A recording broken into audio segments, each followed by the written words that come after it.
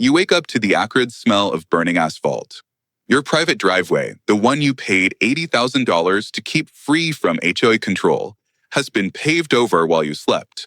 Your fence is splintered, your survey marker's gone, and you're holding a bill for $3,200. This is HOA tyranny. But what the president didn't know is that I had a weapon she never saw coming. This is HOA Unfiltered. My name's Garrett Rockwell, and 3 years ago, I thought I'd found paradise. After selling my concrete construction business in Dallas, my wife, Elena, and I bought our dream property, 3 acres of rolling Texas hill country on the edge of the Willowbrook Commons subdivision. Our house sat 400 yards back from the main road, connected by a beautiful gravel driveway that crunched under tires like breakfast cereal and naturally kept speeds low. Here's the key detail that saved my sanity and my wallet. I purchased the access road separately. Not part of the subdivision, not subject to HOA rules, completely private. The previous owner, a smart old rancher named George Blackwood, carved out that road access in 1987 specifically to avoid neighborhood politics. I paid an extra $80,000 for that privilege, and it was worth every penny. Elena is a high school principal, steady, practical, and fierce when it comes to family. Our daughter Sophia was 15, focused on college prep and a drama-free life. We moved here for peace, privacy, and the kind of quiet you can't buy in the city. Evenings on the back porch were our ritual, mockingbirds in the live oaks, the sweet drift of Elena's jasmine, and a sky that went purple before the stars came out. Enter Vivian Ashworth, the human embodiment of a parking ticket. Picture the most entitled real estate agent you've ever met. Multiply by 10, hand her a gavel, and crown her HOA president. She drove a white BMW X5 with vanity plates, Prop 10, and yes, she thought that was clever. In 3 years, she'd sued a dozen neighbors for violations ranging from non-conforming mailbox colors to excessive bird feeder activity. She literally carried a grass ruler in her purse like other people carry mints. Her specialty was premium community management, which translated to squeezing homeowners while inflating values for her listings. She could turn a personal preference into a sacred covenant and a minor hiccup into a community emergency. Trouble arrived on a Tuesday morning in March. I was sipping coffee when the rumble of heavy machinery shattered our routine. Outside my kitchen window, a crew was spreading hot asphalt over my carefully maintained gravel road. Diesel fumes mixed with tar and outrage as I ran out to stop them. The foreman flashed a work order signed by Vivian, Community Access Improvement, Willowbrook Grand Entrance. My fence posts were yanked and piled like firewood. My survey markers were hammered into scrap. At the junction where my private road met the subdivision, they installed stone pillars with brass plaques, Willowbrook Commons Grand Entrance, EST 2023. They weren't just paving a road, they were paving over my property rights. I stormed into the HOA office in the strip mall. Vivian sat behind a desk surrounded by plaques and real estate awards, smiling like a queen-granting audience. "We're bringing your rustic access up to community standards," she said, stretching rustic like it was contagious. She slid over a blown-up plat with my road highlighted in neon and labeled Future Community Thoroughfare. She claimed the previous owner, verbally agreed to road sharing. No documentation, just her word against a dead rancher's. The next day, a certified letter arrived on HOA letterhead, $3,200 assessment for road improvements, $85 monthly for maintenance, and a 30-day deadline to install appropriate community standard landscaping. The kicker?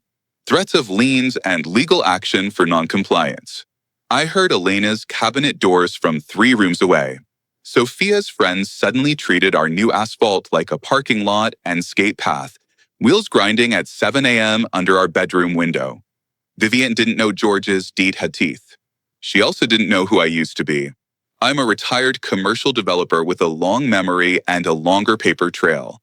Within a week, the decorative stone markers were gleaming and the social theater began.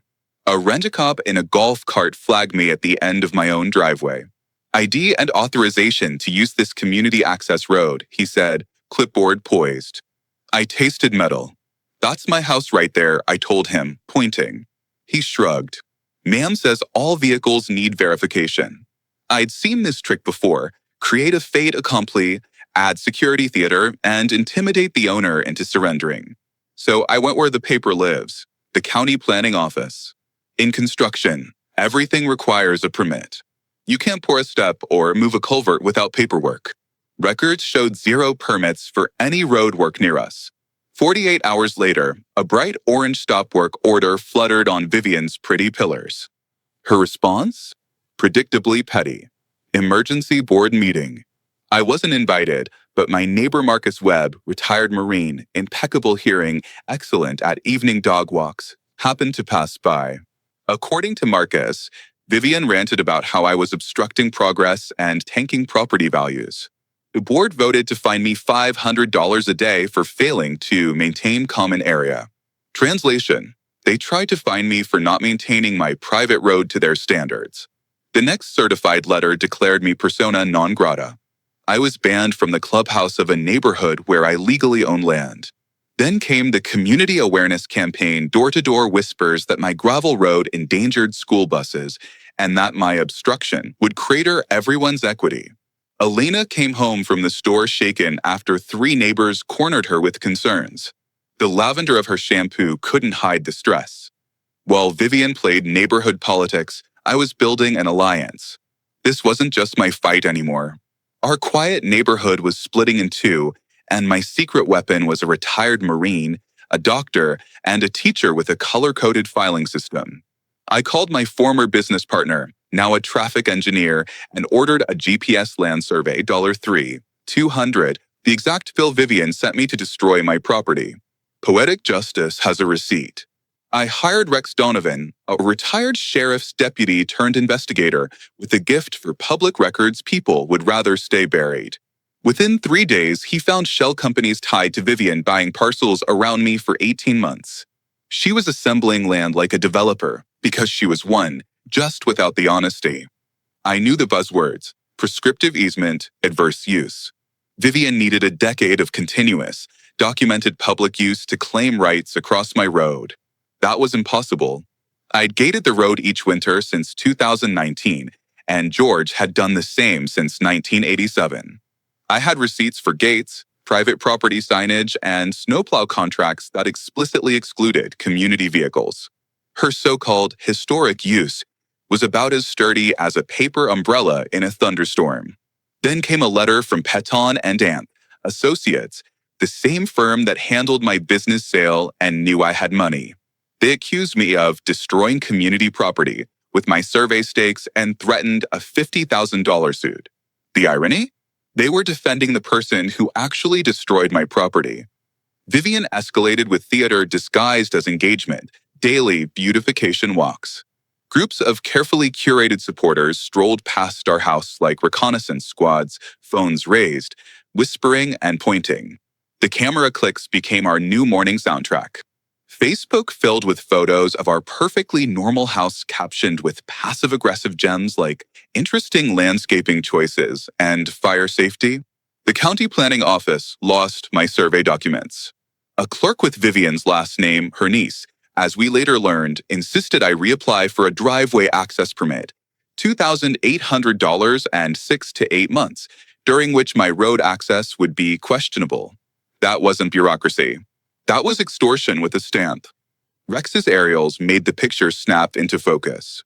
Vivian owned parcels on 3 sides of my land. She wasn't after standards. She was assembling luxury estate lots by combining smaller parcels. My 3-acre keystone stood between her and a multi-million-dollar flip. The last holdout in development faces the maximum pressure. If you can't buy them out, you break them in. The sabotage started small and surgical. In a heat wave, our irrigation died. The main line was neatly cut where it ran beneath the new asphalt. Before I could call a plumber, my phone rang. Vivian's voice dripped concern. I understand you're planning to destroy community infrastructure. You'll need board approval and a $5,000 deposit. Mugged and then billed for the bandage. Her lawyers filed for a preliminary injunction to stop me interfering with road maintenance, seeking removal of my survey stakes and private property signs, claiming they harassed members. Classic slap maneuver. Bury the target in costs and confusion while you keep offending. But the neighborhood wasn't drinking her Kool-Aid unanimously. Marcus offered cameras. Dr. Patricia Hernandez, a physician with a spine of steel, shared stories that made my situation look tame. Janet Kowalski, a teacher with Pentagon-grade organizational skills, revealed Vivian tried to lowball her for a corner lot. When she refused, her trash pickup mysteriously got skipped. A pattern emerged. Anyone who didn't sell got squeezed. Taxes spiked next.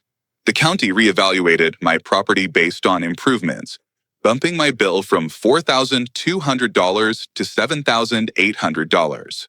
To appeal, I had to pay first. Another pressure point. That evening on the porch, Elena watched a pair of supporters take photos from the road. She's getting desperate, she said. Good, I told her. Desperate people make stupid mistakes. I could feel the storm coming. Vivian's desperation hummed with a new, dangerous electricity. She was cornered financially and legally, and a cornered animal is the most unpredictable kind. Her next move wouldn't be a legal filing, it would be a call to arms. The invitation arrived on commissioner letterhead, an informal mediation. In construction, any meeting labeled informal is usually where someone gets formally steamrolled. I walked into a room packed like a corporate takeover. Dozen board members, Vivian's attorney, a presentation folder thick enough to stop a bullet. The proposal, sell my easement to the HOA for $15,000. $15,000 for property worth at least $80,000. Generous, Vivian called it, considering the complications your obstruction created. I told her I'd consider it right after she considered my counteroffer of $0 and a public apology. Then I left them to explain their theater to the commissioners they'd tried to impress. The media blitz hit next. Property dispute divides Willowbrook. Vivian coached the reporter to paint me as a selfish neighbor blocking progress. I got one apologetic paragraph buried on page 2 between a bake sale and a missing dog. The aerial photo framed my house as a stubborn island in a sea of modernization. Meanwhile, our alliance grew teeth. Marcus's trail cameras captured Vivian's crew yanking survey stakes at 2 a.m., dumping debris on my land, and their guard harassing Sophia at the mailbox. My insurance premiums went up based on an anonymous complaint about traffic liability. At Elena's school, a board member chatted that my hostile legal behavior might reflect on her judgment. That move turned a property dispute into a federal civil rights problem. Intimidation that targets family livelihood to force a sale? That's not just ugly, it's unlawful. Vivian filed a petition to reclassify my road as a public thoroughfare. If approved, the city could claim it through eminent domain for token compensation. The hearing was set for next month, giving her time to pack a room with angry neighbors demanding I sacrifice for the community. But while Vivian played media mogul, I was building an alliance. This wasn't just about how we'd fight, it was about who we were fighting for. Our neighborhood was splitting in two, and I wasn't alone. Dr. Hernandez quietly researched property law and found precedents that turned Vivian's case into Swiss cheese. Marcus documented every incident with military precision. Janet mapped Vivian's shell companies and bank ties. Rex found the vein. Vivian's finances were hemorrhaging. Her companies owed $340,000 to lenders. Her cards were maxed at $67,000, and the state was investigating her license for conflicts of interest. She was 90 days from bankruptcy unless she flipped enough lots, and my refusal threatened her survival. Utility warfare followed. Anonymous complaints triggered an $8,500 power line relocation study. My internet died and needed repairs under the new asphalt. Elena found a note under her windshield. Stop your husband before this gets worse. She handed it to me with steady hands, but I saw the fear in her eyes. She's getting desperate. Good, I said, photographing the note. Desperate people make career-ending mistakes. Sometimes the most important discoveries hide in dusty drawers. In the courthouse basement, Rex unearthed George Blackwood's original deed language. Access road shall remain private property in perpetuity, not subject to any homeowner association covenants, assessments, or interference whatsoever. Notarized, filed in triplicate, cross-referenced with the surveyor's office. George even added a plain-spoken translation: protection against busybody interference with a man's right to drive on his own damn land. I considered building the old cowboy a shrine. Then came the smoking gun on money. Vivian's shell companies had borrowed $2.4 million secured by projected HOA income from expanded membership. In other words, she'd promised lenders she could rope more homeowners like me into paying dues. Without my road completing her map, the loans would implode. Commissioner Bradley Morse, her brother-in-law, had signed off on 17 dodgy permits and no-bid emergency work totaling $47,000 to his own construction company. EPA records showed diverted drainage through protected wetlands. Federal environmental law doesn't play. Daily penalties. Criminal exposure. When you add municipal corruption, prosecutors stop yawning. We turned our garage into a war room. Maps on the walls, evidence lines on clotheslines, timelines across folding tables. Marcus brought surveillance and planning. Dr. Hernandez brought medical documentation of stress injuries and case law. Janet brought color-coded order to chaos. Elena walked in, surveyed the scene, and said it looked like either a very boring movie set or the most interesting garage sale in Texas. My first call went to Catherine Silverman, Dallas's most feared property rights attorney with a 94% win rate and a reputation for making opposing counsel cry during depositions. Her plan was elegant: file a quiet title action and a federal environmental complaint the same day as the city's public hearing, shifting the burden of proof and exposing the fraud. By the time they realize what hit them, she said, they'll be defending criminal charges instead of attacking your rights. We compiled 847 photos, 23 hours of video, and 156 documents detailing harassment and illegal seizure. Texas has strong anti-SLAPP statutes with mandatory attorney fee awards. Vivian's campaign checked every box. Catherine also filed a claim against the HA's liability policy. When insurers smell fraud, they void coverage retroactively, leaving board members personally on the hook. Our PR counteroffensive launched a Facebook group, Willowbrook Property Rights Alliance, telling the true story. Dr. Hernandez wrote clear, devastating posts on HOA overreach. Marcus explained proportional response, like a field manual for civilized neighbors. Membership hit 127 in 2 days, and stories poured in. My secret operational edge was Jake Morrison of Morrison Recovery Services. He handled HOA towing contracts statewide and grinned when I explained. She owes me $12 grand, he said, waving unpaid invoices. Mechanics' liens take priority and can force asset sales. Jake's bills were pressure points Vivian couldn't ignore. Allies sprung up across town. A wetland specialist documented EPA violations. Investigative reporter Sarah Sawyer dug into municipal corruption and agreed to hold her peace until filings hit. Dr. Hernandez built a psychological profile: classic narcissistic rage spiral, expect escalation to property damage or a scene. Catherine set a legal trap: file preliminary paperwork, but don't serve, to lull Vivian into overreach while we documented it. Then Vivian obliged. Around midnight, unmarked trucks rumbled past our bedroom. Under floodlights, a crew installed speed bumps and no parking residents-only signs along what she now called community infrastructure. Marcus's cameras caught license plates, faces, and Vivian directing traffic in a pink tracksuit like a reality TV foreman. The plan was obvious: make the changes feel permanent and argue my resistance proved I wasn't a real member entitled to access. She crossed a line that afternoon at Elena's school parking lot. With a predatory smile, she offered Elena $25,000 for your inconvenience if Garrett drops this ridiculous lawsuit, money from the Community Improvement Fund, which our files showed she'd been looting.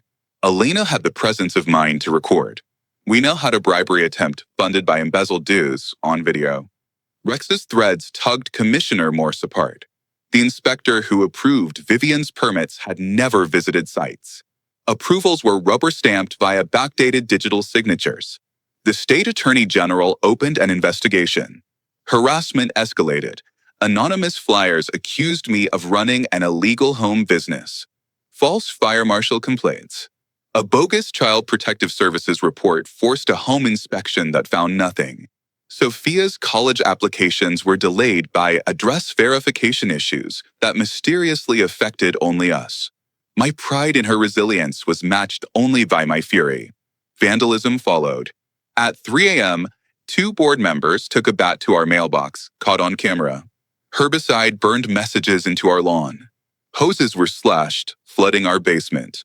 Fluorescent paint splashed the siding visible from the entrance like a scarlet letter. When vandals appear, a deadline looms. Vivian was running out of time. The community split. An emergency HOA meeting to expel disruptive members devolved when Dr. Hernandez demanded financial transparency. Marcus challenged phantom fines, and Janet asked where the shell company money went. 3 families withdrew from the HOA entirely, citing harassment and irregularities. Social media hit fever pitch with sock puppet accounts attacking us. Elena received threats to her job. Sophia got bullied at school by kids parroting their parents. Law enforcement finally took notice. The deputy who saw our smashed mailbox filed an official report and ordered extra patrols. He recognized a few community volunteers from domestic calls. Saturday evening, we watched another security patrol roll by, cigarette smoke drifting over the property line like territorial marker. Elena slid her hand into mine. She's going to try something bigger. Good, I said, thinking of Catherine's filings and Jake's tow trucks on standby. Let her dig the hole. Community Action Day arrived under a wholesome banner of volunteerism. The Facebook page promised lemonade and barbecue.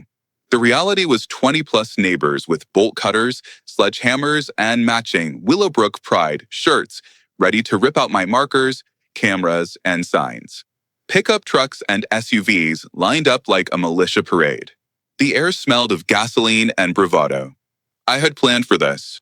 Marcus had cameras and angles. Rex coordinated with the sheriff. Elena and Sophia were with Elena's sister in Austin. Vivian stepped from her BMW like a general with a clipboard, eyes glittering. Morning, neighbors, she trilled. Ready to bring this corner up to standards? That's when I walked out with my camera and Deputy Rodriguez walked in with the law. Folks, step back, he said evenly. This is private land. You're trespassing. Vivian clutched her bolt cutters like a scepter and launched into a performance about harassment of tax-paying citizens. Then she made the mistake of stepping over the line. The metallic click of handcuffs cut the morning air.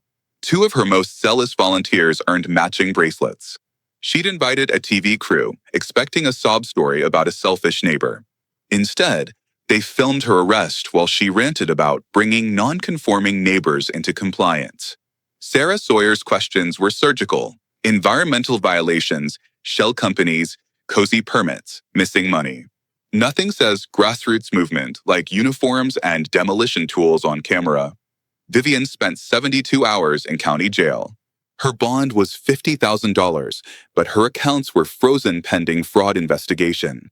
Her mugshot led the evening news beside Sarah's segment on HOA corruption and environmental crime. Then the dominoes fell. Banks froze the shell company accounts. 3 families got foreclosure notices on properties tied to her partnerships. The HOA's insurer canceled coverage due to criminal activity exclusions, leaving board members personally liable. Janet found the ledger entry that blew it open. $127,000 embezzled from community improvement to make loan payments. The HOA audit? Performed by the brother-in-law's firm. 15 families demanded an emergency election. Dr. Hernandez became president by acclamation. Marcus and Janet took financial oversight. The new board apologized to harassment victims and published every dollar online. The FBI's Financial Crimes Unit opened a case based on EPA referrals. Grand jury subpoenas went out for HOA records, shell company bank statements, and all communications between Vivian and Commissioner Morse. When the federal sentencing finally came, the courthouse felt like a championship game. Judge Patricia Morrison presided with the gravity of a constitutional lecture. The prosecutors presented 847 exhibits. Our photos, videos, documents, Elena opened the victim statements, steady voice describing workplace intimidation and threats against our family. Dr. Hernandez testified about stress-related treatment for multiple residents. Marcus explained proportional response and basic norms that Vivian bulldozed. 12 more families told similar stories of extortion and terror. Vivian's court-appointed attorney tried for leniency. Vivian couldn't help herself. She interrupted to sermonize about property values and reasonable standards, sounding like a broken advertisement. The judge let her talk herself into a corner, then cut her off. Catherine's timeline laid out organized criminal behavior, harassment, property destruction, environmental crimes, municipal corruption. Security footage showed vandalism and midnight construction. Financials traced $340,000 in embezzlement. The environmental expert explained the wetland damage. Federal law takes that seriously, especially wrapped in racketeering. Judge Morrison's forfeiture ruling was music. Everything purchased with criminal proceeds, houses, lots, BMW, was seized to compensate victims and fund restoration. Then the sentence, 8 years in federal prison. The courtroom erupted. Vivian went white. Commissioner Morse had already taken 5 years in a separate case. 3 city officials were negotiating pleas. The media lit up. Sarah's live broadcast reached millions, telling how one homeowner's documentation exposed corruption. National networks framed it as a story of HOA abuse and citizen backbone. Environmental restoration exceeded expectations. The court ordered $2.1 million for wetlands, paid by forfeiture. My property became the northern boundary of a protected wildlife corridor. Painted buntings returned after decades, their morning songs replacing the diesel rumble of midnight crews.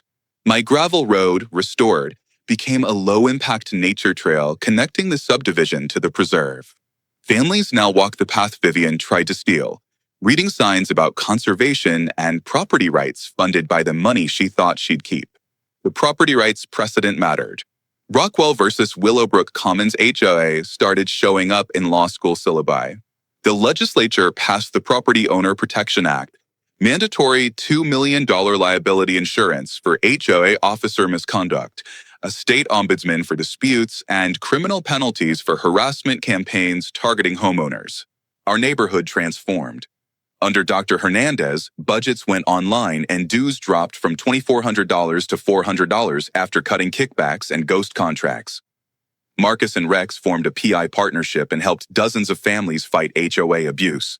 3 neighbors who nearly lost their homes used restitution to save them. Vivian's former house became a community center teaching conflict resolution, a monument to turning criminal real estate into public good. We started the Freedom Road Festival. The smell of barbecue and the sound of children laughing filled the air where a security guard once harassed visitors.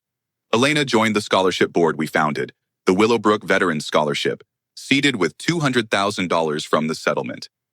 The first recipient, a neighbor's son, accepted his check while his veteran father wiped away tears. Sophia earned a full ride to UT Engineering after an essay about standing up to bullies and protecting what's right. She wants to work in environmental engineering after watching restoration crews bring the creek back to life. Elena was promoted to assistant superintendent, recognized for leadership under fire. We finally took that trip to Alaska, and watching grizzlies fish while Sophia planned classes felt like breathing clear air after a long tunnel. Property values told the truth. Our home jumped 45% after the corruption exposure and restoration. The area rebranded authentically as Willowbrook Conservation Community. Jake's towing business tripled thanks to the publicity, specializing in HOA accountability that keeps bad boards honest. Sarah's documentary, Neighborhood Nightmare, won awards and inspired reform in a dozen states. As I say this, sunlight slants across our restored gravel, kids ride bikes, and birdsong lays a soundtrack of peace we fought to reclaim. The laughter on that trail captures exactly what we defended: freedom wrapped in responsibility, neighbors in good faith, and the simple right to enjoy your own land without a bully branding it common area. Vivian learned a costly lesson: some lines you don't cross. Her story is extreme, but that feeling of powerlessness isn't. If you've ever been pushed around by an HOA, I want to hear about it. Share your story in the comments. This is HOA Unfiltered, and we're just getting started. Subscribe and hit the bell so you don't miss the next story of a homeowner fighting back. After the sentencing, our community didn't simply return to what it had been, it evolved. At first, the silence felt surreal. We had grown so accustomed to the constant rumble of trucks, the click of cameras, the whispered gossip outside our windows, that actual quiet felt like a new sound. Children started playing in their yards again. Neighbors who hadn't spoken in months because of HOA politics began waving at each other across fences. We organized block parties to celebrate the end of the legal battle, grilling burgers and sipping sweet tea while comparing notes on what the future should look like. There were disagreements, yes, but for the first time in a long time, those disagreements happened in the open, around picnic tables, with respect instead of behind closed doors or in whispered phone calls. We learned that transparency builds trust faster than any contract, and we promised each other that no one would ever again be allowed to operate in the shadows. Marcus Webb, the retired Marine who had quietly monitored evening meetings and documented violations, stepped out from the sidelines. In casual conversation over a smoky grill, he shared stories from his 20 years of service, deployments overseas, leading squads, learning that the most important skill in any conflict isn't brute strength, but attention to detail. He applied that same discipline to our neighborhood battle. Every time Marcus set a trail camera or logged an incident in his notebook, he did it with the precision he learned in the Corps. Watching him transition from tactical operations to community organizing was inspiring. He took kids from the neighborhood camping and taught them navigation by the stars, explaining that knowing where you stand in the dark makes it easier to find your way when the sun rises. He said it as a metaphor, but it became a guiding principle for our post-HOA community. Dr. Patricia Hernandez, whose day job as a physician gave her the calm demeanor to stare down angry board members without flinching, was more than a legal researcher. She became our wellness anchor. During the stressful months leading up to the trial, she organized meditation workshops and group walks through the fields to keep everyone's cortisol levels in check. After Vivian's sentencing, she hosted free health clinics in the community center that replaced Vivian's house. People who hadn't had a physical in years sat in folding chairs while she checked blood pressures and explained the link between chronic stress and heart disease. She would smile and remind us that taking care of our bodies was just as important as taking care of our rights.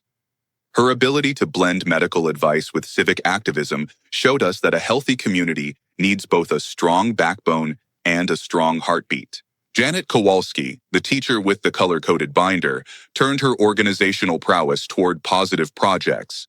In the weeks after Vivian's downfall, she launched a community reading program. Adults paired with kids to read classic literature and modern stories, bridging generational gaps. She led workshops on understanding municipal budgets, demystifying where tax dollars go, and empowering residents to attend city council meetings without fear of being out of their depth. Janet's classroom extended far beyond four walls. It encompassed backyards, coffee shops, and the steps of the county courthouse. Her motto was simple: knowledge isn't just power, it's liberation. Watching her volunteer hours after long school days reminded us that the fight for property rights is intertwined with the fight for educational equity. Our story also brought out voices that had previously been quiet. Mr. Tran, a civil engineer who had moved to Willowbrook Commons after decades of working on highways, admitted he had stayed out of HOA politics because he didn't want to draw attention to himself. The harassment campaign changed that. During a potluck dinner, he explained drainage dynamics to anyone who would listen, drawing diagrams on napkins to show how Vivian's unauthorized construction diverted runoff. His technical knowledge gave us the language to report violations effectively. In the months after the trial, he led an effort to install rain gardens along the community trail, turning stormwater into an asset rather than a threat. When we unveiled the first rain garden, filled with native flowers and buzzing with bees, Mr. Tran beamed like a proud parent. Then there was Maria Lopez, a bakery owner whose family recipes were legendary at our block parties. She had initially joined the HOA board in the early days, believing she could make a difference from within. She resigned the moment she realized Vivian was using the board as a personal vehicle and joined our side quietly, bringing us trays of conchas and tamales during late-night strategy sessions. After the court victory, She catered our celebrations for free, refusing payment because she said feeding her neighbors was her way of healing. Maria also spearheaded a community kitchen project, turning part of the new community center into a licensed space where aspiring food entrepreneurs could test their recipes without massive overhead. Her generosity helped other residents start catering businesses, strengthening our local economy. Carlos and Neha Patel ran the community garden. Before the HOA crisis, participation had dwindled to a handful of retirees. During the height of our legal struggle, Carlos noticed that pulling weeds together brought a sense of calm and solidarity. He and Neha expanded the plots, added raised beds for people with limited mobility, and coordinated planting days that doubled as strategy meetings. After the trial, the garden flourished, producing enough tomatoes and cucumbers to supply a weekly market stand whose proceeds went to the scholarship fund. Watching toddlers plant seeds alongside 80-year-olds reminded us that growth is both literal and figurative. The garden became a symbol of regeneration.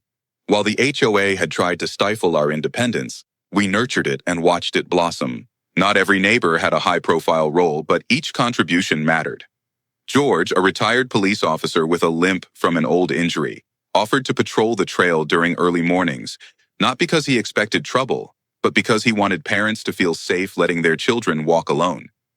Linda, a single mother working 2 jobs, dropped off donated clothing for families affected by legal fees. Jamal, a high school sophomore inspired by Marcus's navigation lessons, organized a youth council that reported concerns directly to the new HOA board. Little by little, the fabric of our community mended, strengthened by the threads of each individual's time, skills, and compassion. We learned that resilience isn't about one heroic act. It's about hundreds of small acts that weave together into something unbreakable. The environmental restoration wasn't just a line item in a legal settlement, it was a living, breathing transformation. Contractors removed the illegal asphalt and replaced it with permeable surfaces that allowed rain to soak into the earth. Biologists planted thousands of native saplings, oaks, pecans, maples that will shade our grandchildren. Wetland specialists reintroduced aquatic grasses and sedges that filter runoff and provide habitat for frogs and turtles. Birdwatchers documented the return of herons, egrets, and warblers. In the spring, a family of river otters made its den along Miller's Creek, delighting anyone lucky enough to catch a glimpse of their sleek heads breaking the water's surface. Kids who once knew only the smell of diesel exhaust now know the sweet scent of wild mint crushed underfoot. Seasons became benchmarks of healing. In the first autumn after the court ruling, the trees we planted turned a blaze of gold and red, symbolizing change. Winter brought quiet, the sort that invites introspection. On crisp mornings, we would wrap in scarves and walk along the restored trail, our breath forming little clouds, marveling at how quickly nature rebounds when given a chance. Spring exploded in color. Blue bonnets, Indian paintbrush, and buttercups blanketed the edges of the trail. Each blossom felt like a small, defiant celebration. Summer heat no longer radiated off blacktop, but instead coaxed new life from the wetlands. Dragonflies darted among reeds, their iridescent wings catching the sun. We realized that while the legal battle took place in courtrooms and boardrooms, the victory was rooted in soil and water. And then there was the Freedom Road Festival. Initially conceived as a one-time victory celebration, it quickly became a cherished annual tradition. In the first year, we expected maybe 50 people. Over 300 showed up. We borrowed bounce houses and set up barbecue pits and invited local bands to play on a makeshift stage decorated with recycled campaign signs. Kids painted their faces and ran sack races. Neighbors who had been strangers shared lawn chairs and swapped stories. We named it after the gravel road that started it all, reclaiming what had been a battleground as a place of joy. When the sun set, lanterns hung from trees cast a golden glow, and we projected photos of the legal journey onto a white bedsheet, laughing at how young we looked at the beginning. The second Freedom Road Festival was bigger and better organized. We added a parade, led by Marcus carrying the American flag and flanked by kids on decorated bikes. Dr. Hernandez set up a health booth offering blood sugar tests and blood pressure checks. Janet organized a book exchange where people could trade novels and history texts. Maria's kitchen served tacos and cupcakes. Mr. Tran displayed his rain garden plans, inspiring other neighborhoods to replicate the design. Elena gave a speech about the power of collective action, drawing cheers when she described how neighbors with different backgrounds came together to defeat a bully. We ended the evening with a fireworks display, small but heartfelt, the sparks reflecting in the creek like stars, signifying that even though our story had made national news, our roots were firmly local. By the third year, the festival drew people from other towns who wanted to see how we'd turned a courtroom saga into a community renaissance. We created spaces for them to share their own HOA nightmares and strategies for reform. Panels moderated by Sarah Sawyer discussed journalism's role in exposing corruption. Catherine Silverman led a workshop on homeowners' legal rights, providing forms and checklists. Representatives from environmental nonprofits offered tours of the restored wetlands, pointing out the difference between invasive species and native flora. Kids' activities included scavenger hunts for pollinator plants and building birdhouses from reclaimed wood. The festival's success raised enough funds to add 2 scholarships to our program, proving that celebration could be a form of activism when harnessed intentionally. My favorite moments at these festivals were always the small ones that would have been impossible under Vivian's reign. I remember sitting in a lawn chair next to Marcus, sharing a plate of Maria's brisket, watching Sophia teach younger children how to make origami cranes. Elena was chatting with Dr. Hernandez about a new literacy initiative. 2 teenagers were practicing guitar chords in the shade of a pecan tree. A group of elders were comparing peach cobbler recipes. Laughter rose over the hum of conversation. Sometimes I'd close my eyes and just listen, letting the mixture of voices and music wash over me. It was the sound of a community that had refused to be divided, a sound worth every legal brief and sleepless night. The scholarship board's work became one of Elena's favorite projects. Serving alongside Dr. Hernandez and Marcus, she approached it with the same dedication she brought to her school district. In the first year, we reviewed 15 applications from children of veterans, each essay a window into resilience and dreams. One applicant wrote about caring for their younger siblings while their mother worked 2 jobs, expressing a desire to study nursing. Another described building robots out of scrap metal with their grandfather, hoping to pursue mechanical engineering. Reading these stories was humbling. It reminded us that the fight against Vivian had not just been about property, it had been about creating space for the next generation to thrive. When we handed the first scholarship to a young woman whose father had served 2 tours in Iraq, there wasn't a dry eye in the room. In later years, the scholarship program expanded to include trade school scholarships, recognizing that success comes in many forms. We funded a young man training to become an electrician and a young woman learning welding. Both returned to volunteer in the community, wiring lights for the festival and building metal trellises for the garden. One scholarship recipient, Maya Singh, started a composting initiative in her college dorm, inspired by our rain gardens. She sent us photos of her university's own pollinator habitat and visited during holidays to give presentations to high school students about sustainable design. Watching these young people grow and give back made it clear that each donation wasn't just a check. It was an investment in the resilience of our values. While many neighbors used the scholarship fund and festival as their primary contribution, others dedicated themselves to civic engagement. Dr. Hernandez became a fixture at city planning meetings, her calm voice cutting through bureaucratic jargon. Marcus joined the city's public safety committee. Janet ran for a seat on the school board and won, bringing transparency to budgeting processes. I found myself invited to speak at homeowner associations across Texas, telling our story in hotel conference rooms and community centers. In Houston, a young couple approached me after a talk and showed me photos of a cracked driveway the HOA was forcing them to repave. We discussed strategies and contact information for legal aid.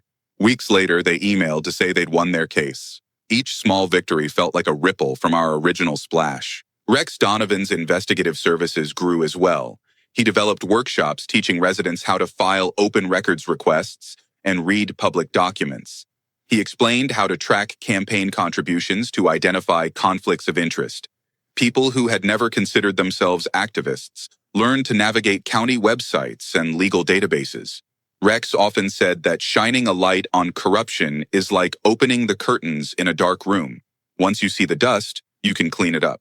In communities where he consulted, previously rubber-stamped projects were paused for proper environmental assessments. Mayors who had felt untouchable suddenly faced scrutiny. Rex never sought credit. He said his satisfaction came from knowing that somewhere, A family wouldn't have to endure what Elena and I had. Our case also generated a wave of property rights activism across the state. We collaborated with a coalition of attorneys, urban planners, and civic organizations to draft the Property Owner Protection Act. The legislative journey was both exhilarating and exhausting. We spent long days at the state capitol, testifying in committee hearings, answering questions from lawmakers, and rallying support. There were moments of doubt, when opponents argued that stricter HOA oversight would burden community standards, or when amendments threatened to dilute protections. But every time we considered taking a break, we remembered the nights Elena couldn't sleep because of worry, or the days Sophia came home from school after being bullied. We had promised ourselves and our neighbors that no one else would suffer quietly. On the day the Property Owner Protection Act passed the House, we hugged in the gallery and wiped away tears. The Senate vote was even more dramatic, with last-minute negotiations and floor speeches that referenced our case by name. One senator, a rancher from West Texas, told the chamber if a man's home is his castle, then his driveway is his drawbridge. We don't let kings seize drawbridges. The line prompted laughter and applause and found its way onto T-shirts at the next festival. When the governor signed the bill into law under the big tree on the Capitol lawn, we were there, flanked by our neighbors, our attorney, and the scholarship recipients. He handed Elaine the pen and said, "Y'all showed what happens when citizens stand up." The final version of the law included provisions we hadn't dared to dream about. HOAs were required to carry insurance for officer misconduct, ensuring that victims would be compensated without years of litigation. A state ombudsman office was created to mediate disputes before they escalated to court. Fines for harassment and intimidation were tripled, with mandatory personal liability for board members. The law also mandated environmental impact assessments for all community projects, acknowledging that property rights include the right to clean air and water. As the ink dried, we knew our fight had become a blueprint for other states grappling with HOA abuses. Indeed, within a year, lawmakers in Arizona, Colorado, and Florida reached out to us. They invited us to testify via video about our experience. We watched as headlines popped up. Willowbrook model inspires reform in Denver. Florida considering HOA accountability bill. Property rights advocates cite Texas case. Each news story felt like another neighbor joining our circle around the grill. Not every proposed bill passed, but the conversation had shifted. People were no longer asking whether HOAs had too much power. They were asking what to do about it. The phrase Rockwell precedent appeared in legal blogs and academic papers. It was surreal to see our name associated with law textbooks instead of court dockets. The court-ordered environmental restoration became a case study for urban planners. University students visited to survey plant growth and monitor water quality. Their research papers noted a 70% increase in biodiversity within 3 years. Elementary schools scheduled field trips to the wetlands, where children dipped nets into the water to catch tadpoles and dragonfly larvae. Teachers used our story to discuss science, civics, and ethics in one lesson. They explained how a community's choices can harm or heal an ecosystem, and how people have the power to demand accountability from those in charge.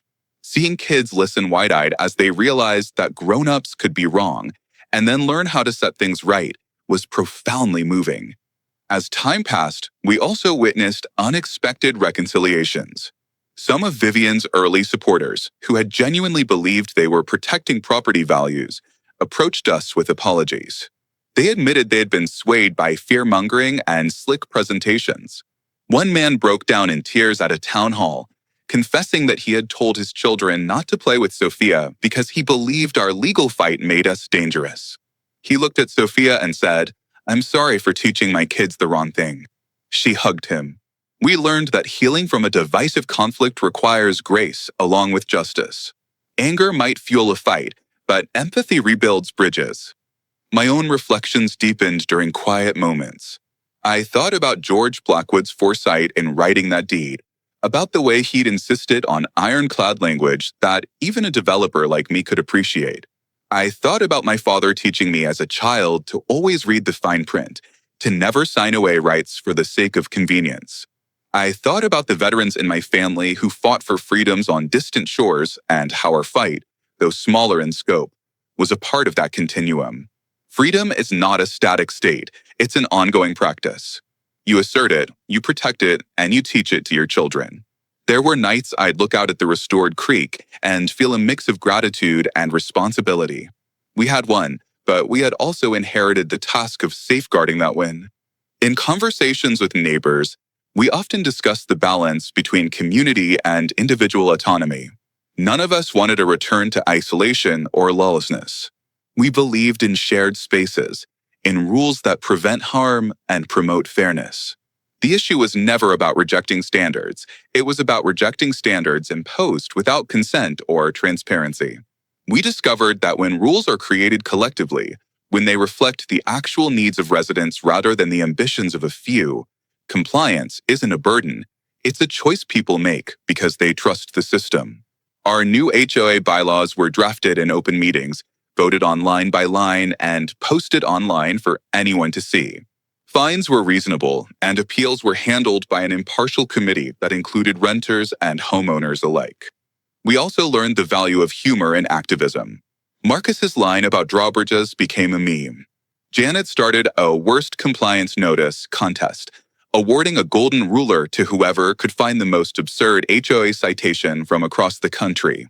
Dr. Hernandez designed Free the Driveway, tote bags with an illustration of a gravel road winding through wildflowers. We laughed together at our scars, not to minimize the pain, but to claim ownership over the experience. Laughter diffuses tension and reminds us of our shared humanity.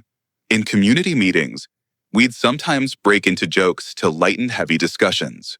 If anyone got too serious, Alina would raise an eyebrow and say, "Remember when we thought a letter in the mail could ruin us?" And we'd remember our strength. The years after the trial brought other challenges unrelated to property rights. A tornado touched down a mile away, and our emergency preparedness, honed through legal battles, kicked into gear. We coordinated shelter, distributed supplies, and reopened roads within days. A pandemic disrupted our festivals, forcing us to move events online. We used the skills we learned, organized communication, resource sharing, mutual support, to ensure no one fell through the cracks. We delivered groceries to the elderly, set up Zoom tutoring sessions for kids, and even held a socially distanced gardening workshop. The sense of solidarity we built in resisting the HA's overreach became the foundation for weathering broader storms. Our children grew up in the shadow of this saga. For Sophia, the experience shaped her worldview. She learned early that authority is not infallible, that standing up for yourself may invite backlash, and that resilience is built through community. Her college essays highlighted these lessons, and her professors often asked her to share the story with classmates studying engineering ethics. Think about load-bearing structures, she'd tell them. Some loads are heavy, but when distributed, they become manageable. That's how communities work. She kept a framed photo of the old gravel road on her dorm desk as a reminder of where she came from and what she fought for. Her younger cousins grew up hearing stories about the time Aunt Elena and Uncle Garrett took on the HOA, and they rolled their eyes and laughed until, one day, they found themselves quoting our experience in a classroom discussion. These personal ripples extended beyond our family. A neighborhood teen named Ryan, who had once skateboarded down our unauthorized asphalt and been scolded, became an environmental science major. He studied wetland ecosystems at the university level, citing our creek restoration in his senior thesis. At his graduation party, he told us that without the drama he witnessed as a 15-year-old, he might never have cared about environmental law. Another teen, Jasmine, who joined Marcus's camping trips, enlisted in the military and later returned to work for the Department of Justice. She said the case taught her that bureaucracy can be weaponized but also reformed. Their trajectories told me that a single community's fight can inspire career paths and values in unexpected ways. The media continued to follow our story, checking in on milestones. Sarah Sawyer's documentary won an Emmy and became part of journalism curricula. She produced a follow-up segment 2 years later titled Life After the Verdict, interviewing us as we planted the 1,000th tree in the restored wetlands. The camera captured Sophia teaching a younger girl how to use a soil moisture sensor, illustrating how knowledge passes from one generation to the next. National outlets wrote think pieces about the pitfalls of unchecked community associations. Some interviews were exhausting, reliving the stress wasn't easy. But we agreed to them because of the letters we received from viewers across the country, single moms, retirees on fixed incomes, immigrants who spoke English as a second language, who said hearing our journey gave them the courage to challenge unjust fines or question shady board decisions. We also witnessed the arc of accountability play out for those who had harmed us. Vivian served her 8 years, emerging from prison to find a world uninterested in her excuses. She tried to re-enter real estate, but found her license permanently revoked. In a small town, people have long memories.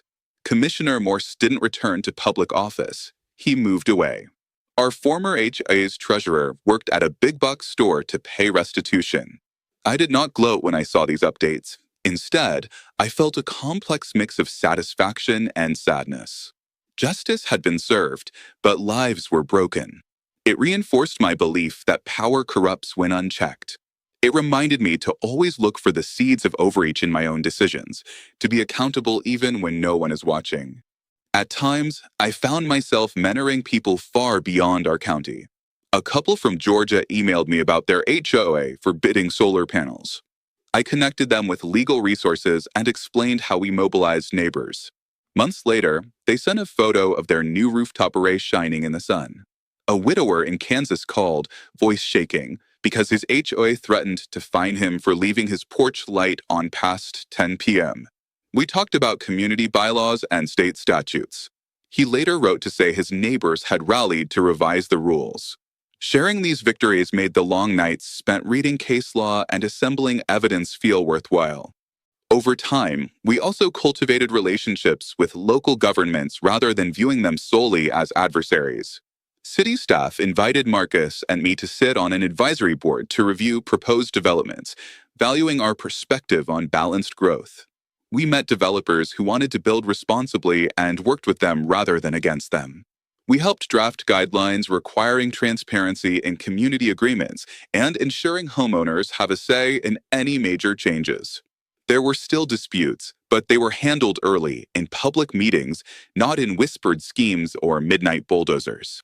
The city's trust in our activism validated our belief that citizens and officials can be allies when honesty and respect are foundational. As the 10th anniversary of our victory approached, our community decided to commemorate it with something lasting. We commissioned a local artist to create a sculpture at the trailhead. He crafted a series of arching metal forms that evoked both a bridge and a path, wrapped in binds of steel that mirrored the growth of our restored wetlands.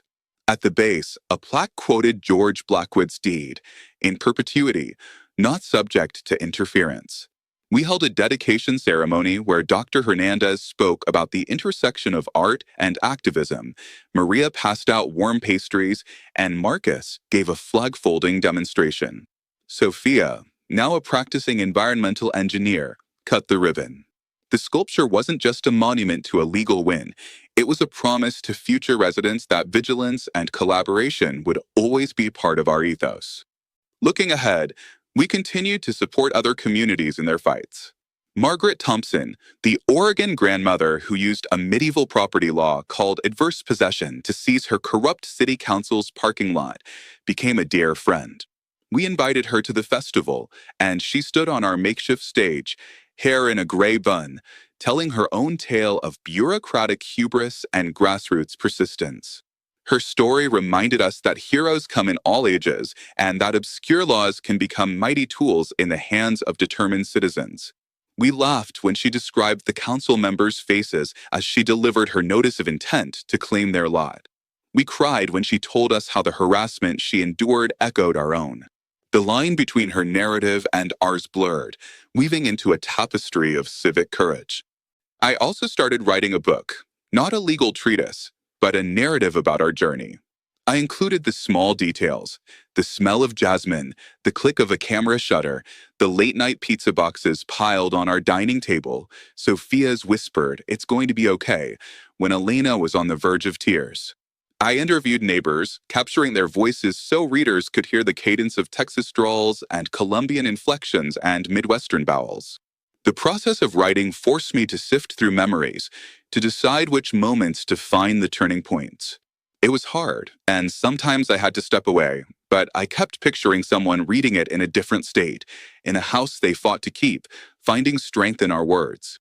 One of the final chapters focuses on resilience, the ability to not just survive adversity, but to integrate it into a more nuanced sense of self. Our community did not emerge unscarred. Relationships were tested, finances were strained, and there were days of crushing doubt. But we emerged wiser, more connected, and more willing to stand up for each other. Resilience is often portrayed as a solo endeavor, a person gritting their teeth and pushing through. Our experience taught me it's a team sport. When one person faltered, another picked up the slack. When someone burned out, someone else brought a casserole or took over their duties. Our strength came from leaning on each other, from trusting that vulnerability wouldn't be met with exploitation, but with support. As you reach the end of our expanded story, I hope you feel more than just outrage at an overreaching HOA. I hope you feel inspired by the power of collective action and the joy that comes from reclaiming what's rightfully yours. I hope you see the threads that connect property rights to environmental stewardship, education, mental health, and democracy. And if you find yourself facing your own battle against a bully, a bureaucratic tangle, or an unjust rule, I hope you remember that even if you start alone, you don't have to stay alone. Knock on your neighbor's door. Share your story online. Call a reporter. Write down every incident. Understand your rights. Keep your documents. Laugh when you can. Cry when you need to. Celebrate every small win. Above all, never underestimate the impact you can have when you refuse to let injustice stand. This isn't just my story, or Elena's, or Sophia's. It's yours, too, if you choose it to be. And yes, if you enjoyed this saga, stay tuned, because on HOA Unfiltered, we're just getting started. Up next, the incredible tale of a grandmother who turned the tables on corrupt officials using laws they'd long forgotten. But before we dive into that, take a moment to look around your own community. Find the story waiting to be told. Then come back and tell us. Because every drive, every deed, every smile exchanged over a fence is part of a larger narrative about who we are and what we stand for. Subscribe, share your story, and let's continue building a network of homeowners turned heroes. Together, we can turn every gravel driveway into a freedom road.